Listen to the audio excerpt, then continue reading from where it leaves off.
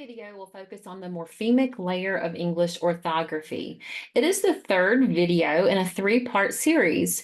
If you missed the first two, the first one was about defining morphemes and understanding what all morphemes are and the different types of them and how they work in words. The second video was about describing morphemes, specifically suffixes and the two types of suffixes and how they work in words.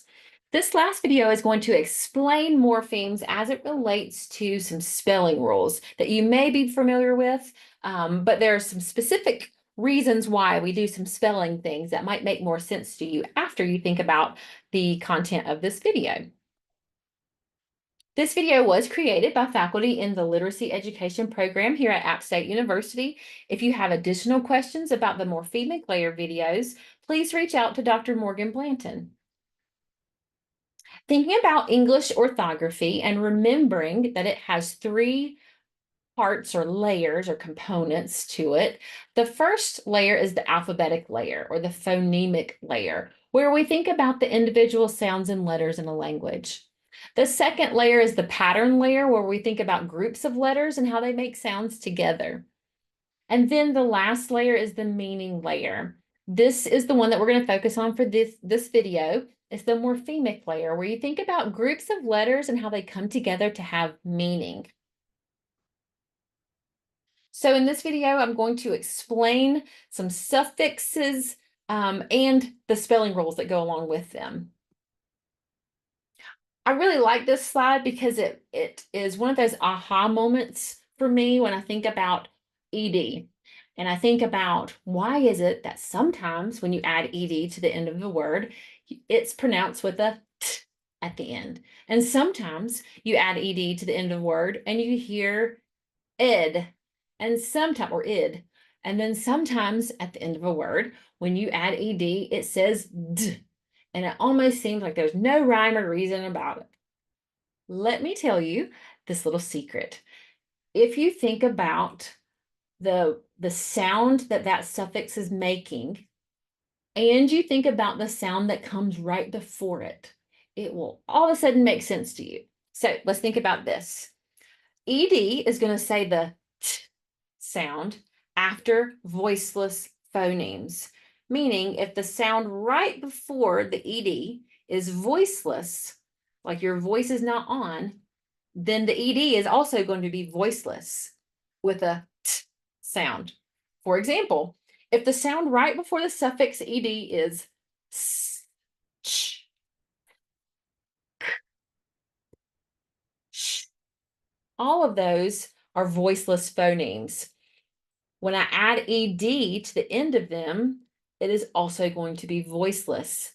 So you're going to have the t sound for ed, like in danced, missed, boxed, watched, laughed, sniffed, looked, knocked, helped, and washed. If you hear the t at the very end of that, it's because it is preceded by another voiceless phoneme. Now, let's go to the other side over here on the right. Sometimes ed says d at the end, and that is because it comes after a voiced phoneme. D is voiced, and the phoneme before it is voiced. I think about it this way. My voice is already turned on, so I may as well keep it on and say d. On the other hand, on the left side over here, my voice is not on yet. So it's a whole lot easier to leave it off and say t for that one.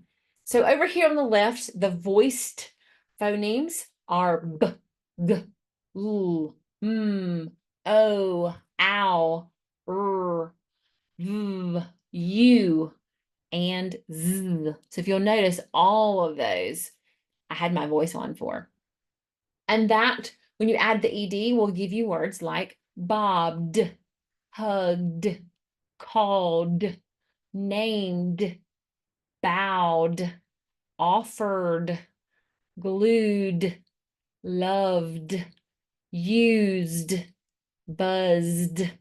So my voice is already on, so the ed is going to stay on and make the D sound. If you remember, D and T are minimal pairs. So they're pronounced and formed in a very similar way. The only difference is that your voice is on for one and off for the other. So it makes sense that if the phoneme before is voiceless, you're going to use the voiceless phoneme T.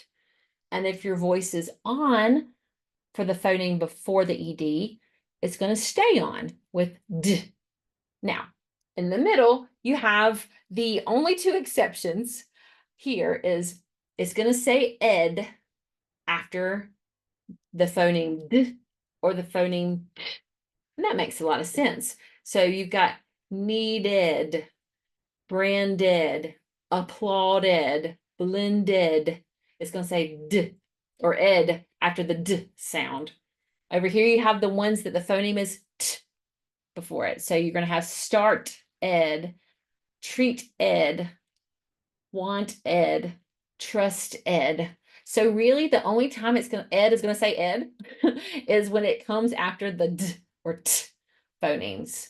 All the other times you're going to have it either saying T after voiceless or D after voiced phonemes. And so this is just a little reminder, voiceless after voiceless, voiced after voiced. It's a little mnemonic to help you remember and to help your students remember. Now let's think about those spelling rules. Sometimes we think that we're doing spelling rules and it just makes zero sense. This one makes a lot of sense.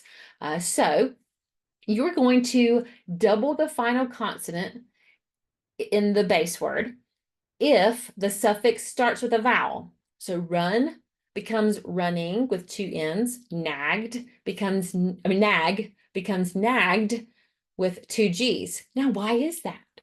To protect that short vowel sound. Let's look over here in the yellow and gray. If we were to just smush those together and leave them, now you have vowel, consonant, vowel, which means that you could say its name in that case, and it would be ruining.